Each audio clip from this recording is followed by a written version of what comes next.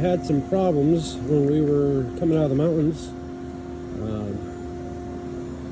Luckily it wasn't where it was -2.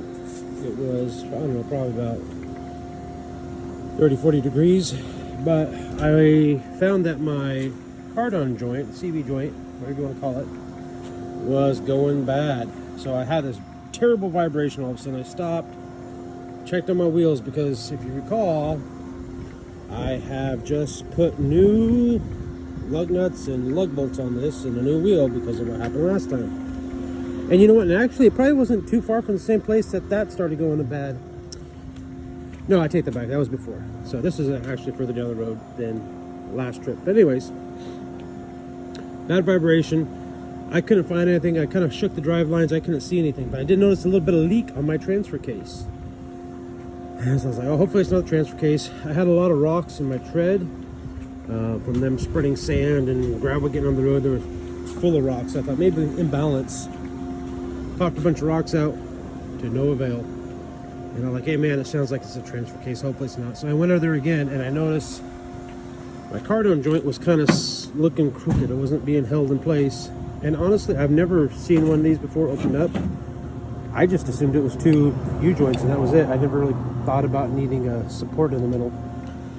So, luckily, I had some torque wrenches in my truck.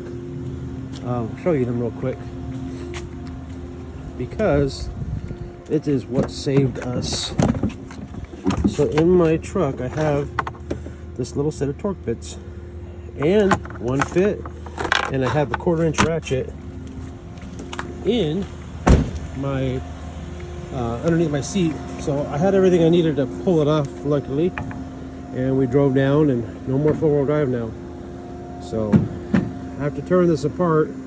This is pretty boogered up, but this ball I believe comes off, and that's all smushed together. So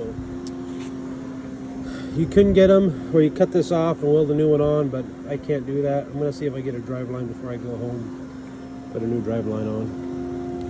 What's terrible is I had bought some pieces to replace this because I thought it was just U-joints, but they were the wrong size, so I never did anything about it, because my sister broke this yoke here on another, well, I was loading up bees up in apple orchards. So yeah, she broke that, and I was going to do this. If I would have done this at the same time, would have been fine. That would have been a couple years ago, but never did. Who knows? That's probably original. So now looks like I need to get this other half or a whole new driveline.